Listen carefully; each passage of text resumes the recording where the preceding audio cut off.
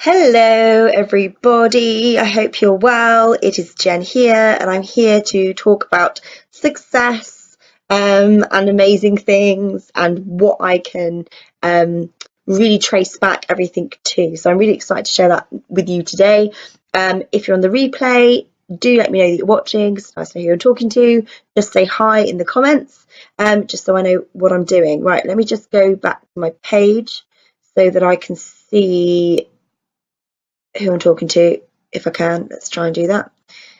There it is. I want to be able to catch the comments. I only just made it over because I was over on Jessica Lorimer's page. If you've not heard of her, she's incredible. She's my coach, and she was just announcing a winner for one of her group programs from a competition that she's just run, which went amazingly well. And it's a great group, by the way. So it's called the Smart. Oh my goodness, I always mess this up. Bear with me.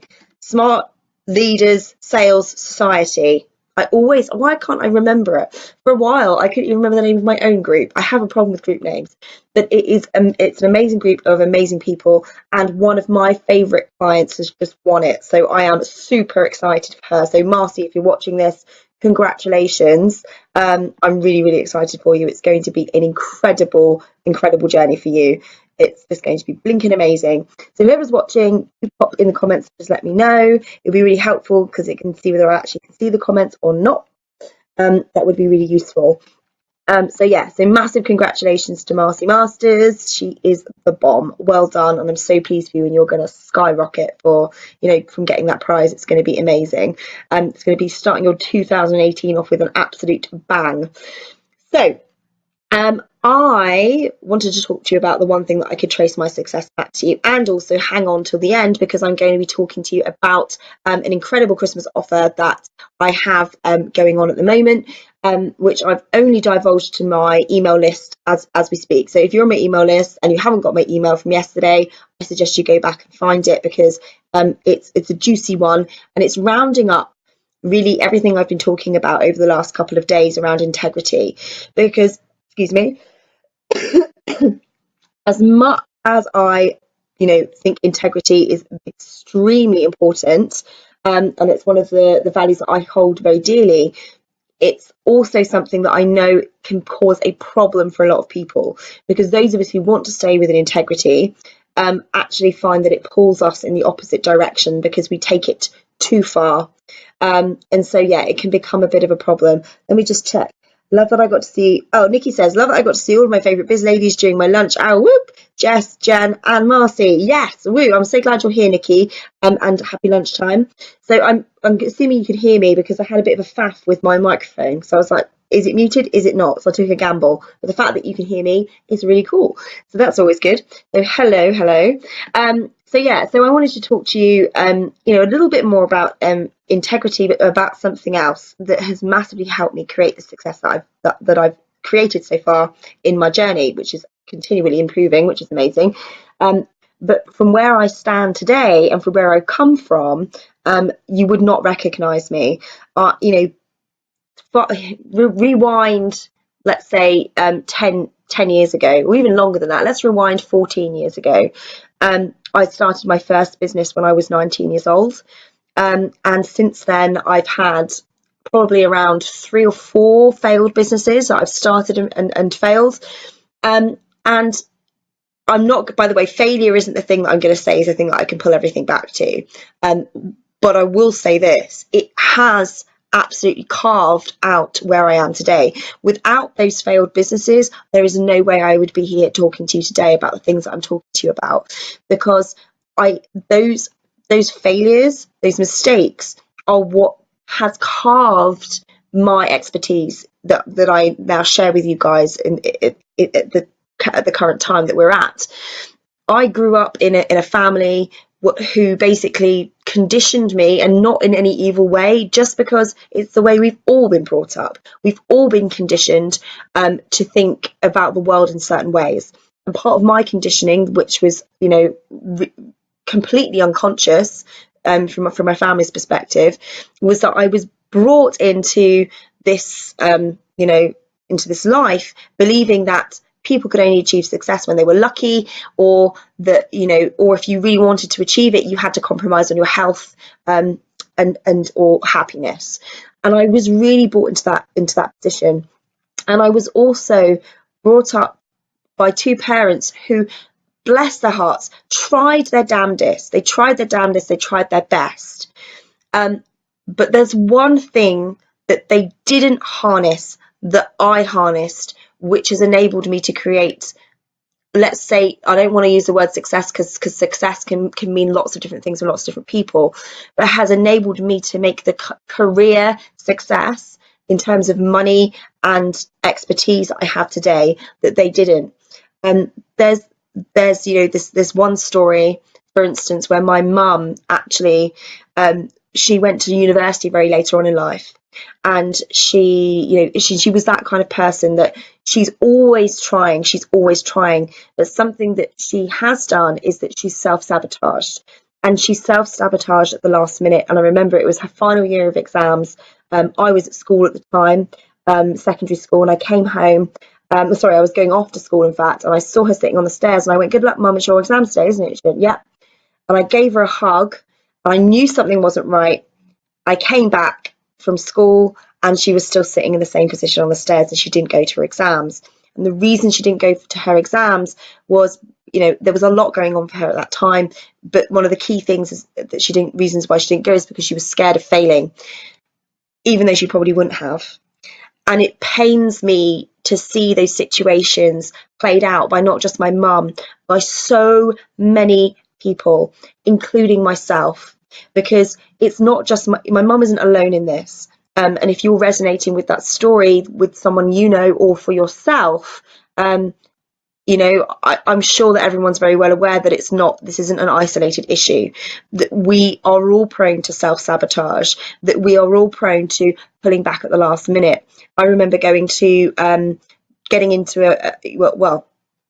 very well-known drama school in London, and then quitting, and before I even began, because I kind of thought, what's the point? Because it's probably not going to work out and I'm going to fail.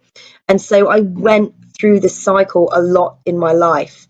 And pulling back to where I was talking about in terms of starting my first business when I was 19 years old, and the series of failed businesses that had come from there, every time I packed up and closed up a business, this pang of failure used to come over me. And I used to just think, my God, what do people think of me? What do people think of me? And really, the fear of failure is based around what we think other people will think of us. And what I can tie my success down to is from this point in my journey, the point in which I fully harnessed this thing was the day that I split up with my ex, the father of my daughter.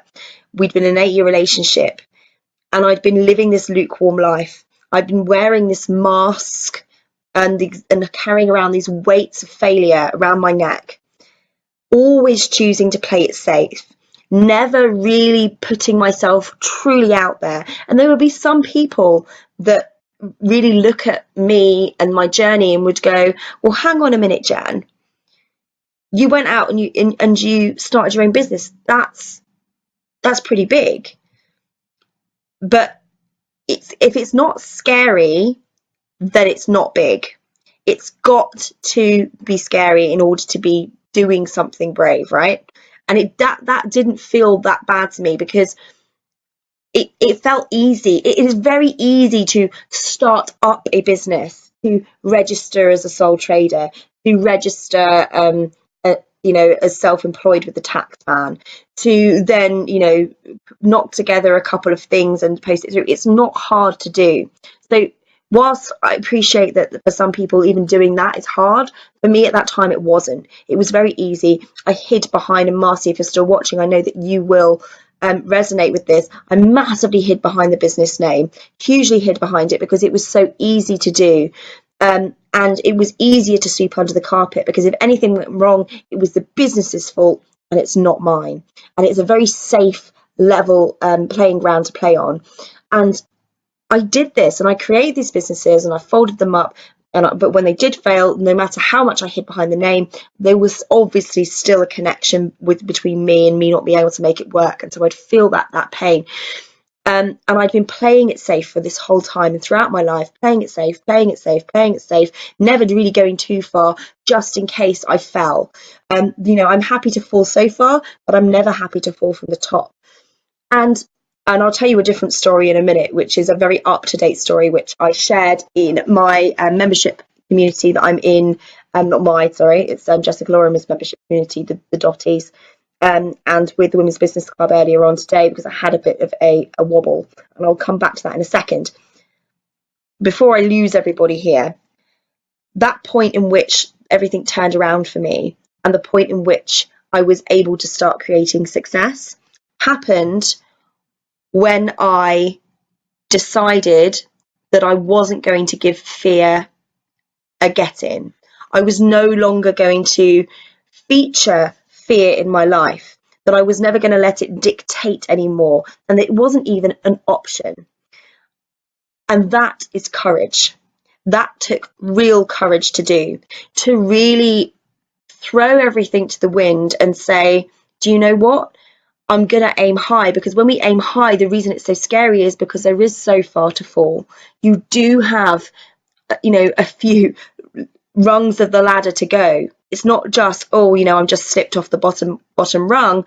When we climb that ladder, there is further to fall, and it gets scarier the higher you climb. And that moment, that day that I split up with my partner and I was left as a single mum for the first time, and I say left, I left. Don't feel sorry for me. It was my decision.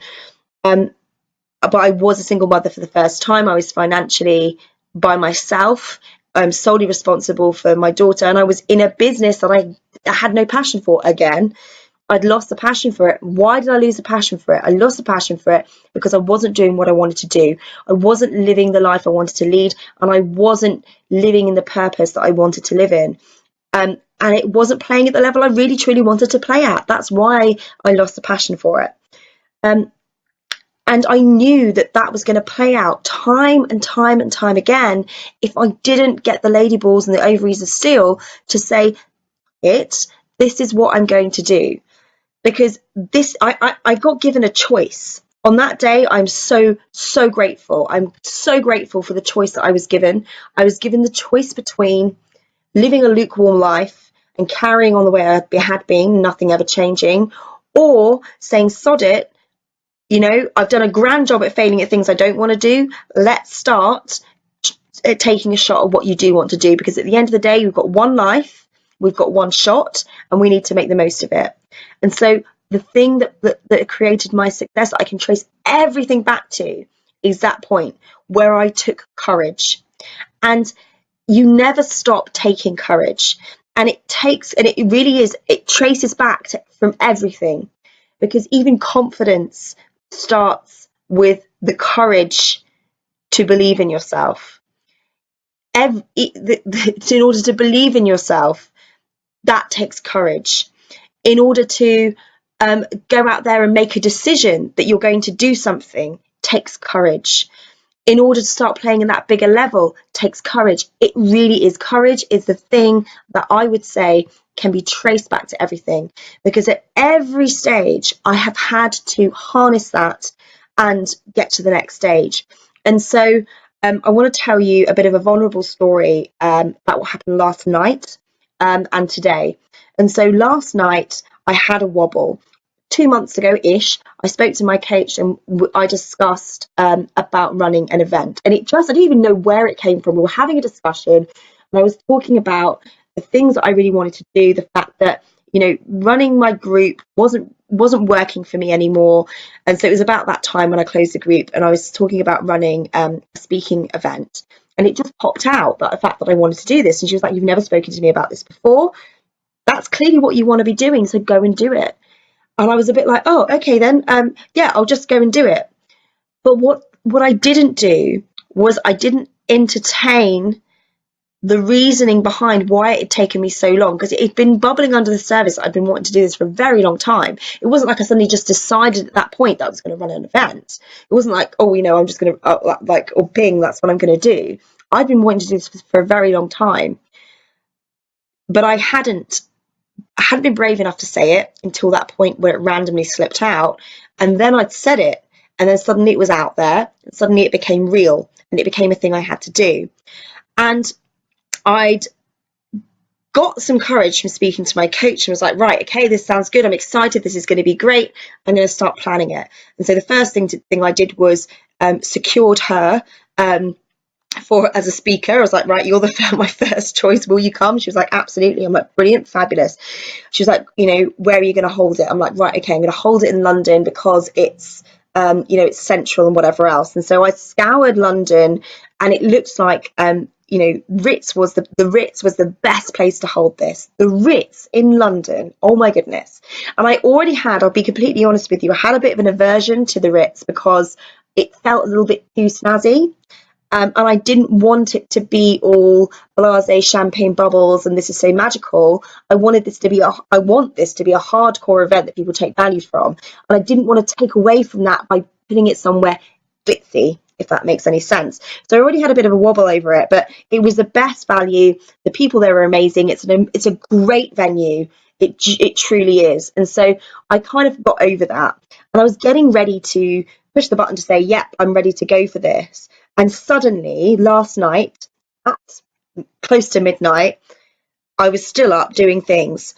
And it was playing on my mind that I hadn't emailed this woman back to say that I wanted to definitely go ahead. And it was playing on my mind. I was like, why do I have such an aversion to pushing this go button? What is wrong with me? And then I had this little thought pop in. Why don't you do it in Cardiff? Why don't you do it there? And I was like, why don't I do it in Cardiff? Why am I doing it in London in the first place? If I did it in Cardiff, it would be way easier for me to get to, and I'm closer and whatever else. And all of these weird thoughts went through my head around why I should be hosting it in Cardiff. And so then if you're in the Women's Business Club or you're in the Dotties, you would have seen me post in both of those places to say, look, hey, if I post, would it make any odds to you whether it was in Cardiff or London if you wanted to attend an event that you wanted? And I got a down the middle mixed bag of answers, but one of them stuck out for me the most. And basically somebody in there said to me, you should really do some journaling around why you're questioning this. And so I did, and I sat and I thought about it, and I thought, why am I struggling with this? And the reason being was because if I hold this in the Ritz in London, that's huge. It's a big freaking deal. It's a big deal. Hosting a live event is a big deal. It's really, really scary. And all of the fears that were coming up was, what happens if nobody comes? What happens if nobody buys the tickets? What happens if, nobody wants to come? And it was all utter crap, because why would they not want to come to an event that's going to help them improve and get further from where they are? So that holds true value. It's not a pitch fest, Jen. And this is the things I kept telling myself. I was like, why am I so worried that this isn't going to happen? And it all comes down to self-worth. And do you know what? It all comes down to going up that ladder and having further to fall. Because if it's closer to me, I could blame it on the location. If it's closer to me, I'd probably have more of an opportunity to perhaps maybe cancel it if I didn't want to do it. And all of these irrational, crappy thoughts were going through my head. And that, just like, this is really vulnerable, guys. Like, this is really hard for me to share with you, because I am the person who's meant to be the tough nuts, the person who is totally confident, and all of those things. But I just want to show you that it doesn't matter where you get to. You are always going to find something really scary that you have to push through. And I realized that once more in my journey, I'm really having to take courage and do it and not accept failure, because there's no reason why it should be. Because I'm in a totally different place to where I used to be. I've come so far in the journey of my life to know how to put on a great event, to know how to market it, to know how to get people in there and speakers and organising. I know how to do all of that. There is absolutely rationally no reason why this would not work out. And I just wanted to share with you that thought process and what's gone on for me. And so I was sat there with the options, and I actually thought, you know what, I've got people telling me that they would come to Cardiff. I've got people telling me they'd come to London. But do you know what? If I pick Cardiff, it will be through fear, and I refuse it. I refuse to give in to that fear. And once more, I took that courage and I've booked the Ritz. It's done, dusted, and I've done it. And yes, there is further to fall. Who frigging cares? Because the last time I threw caution to the wind, the last time I risked myself emotionally, it was absolutely fine. And I'm here talking to you today as the person I've now become. And so by taking courage and by doing the scary things, you know that it's going to help you grow. Yes, it's scary. Yes, it's risky. Yes, it's high end. Yes, it's whatever you want to call it. Yes, there's further to fall, but there is so much more potential to grow from those situations, regardless of what happens. And so that's my message for you today, is take blinking courage, because if it's not scary, you're playing small, you're playing it safe. You need to do things such as this that are going to push you outside of your comfort zone. Because when you start off with the mindset of failure, it will happen. So let's start off with the mindset of, I refuse to give failure a foot in the door. Failure is not even an option. And when you go in from that perspective, there is only a win-win situation. And I've proven that time and time again to myself and to others in the past. And it's one of those situations I had to remind myself of in order to get myself back on that mindset track. So there we go. Just wanted to share that little bit of life story there with a current story, that it never stops getting scary, and it never should, because you're always able to grow. So I hope that was inspiring, useful, helped somebody here hearing that message today. The last thing I want to talk about before I have to dash, I'll go and pick up my daughter from nursery, is I have an incredible offer.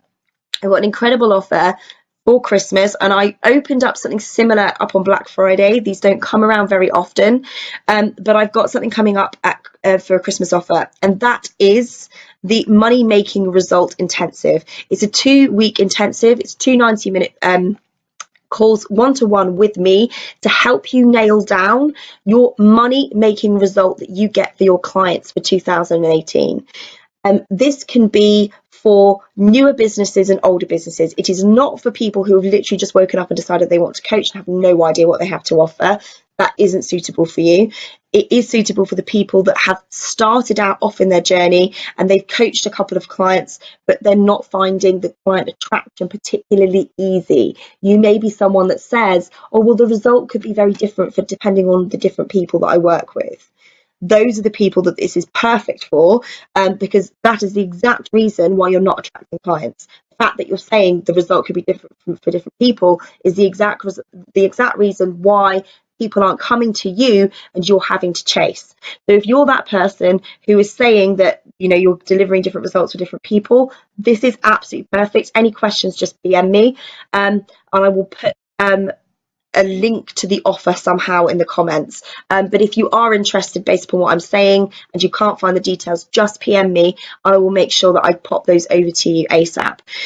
But the offer is incredible because it's $997. It's one of my lowest ever offers, $997, and that can be taken over 2 to 4 payments. So it's totally accessible, and it's going to be perfect for starting off your 2018 and making sure that you have something that you truly know is wanted, that somebody actually wants to have and will be following you rather than you trying to capture clients.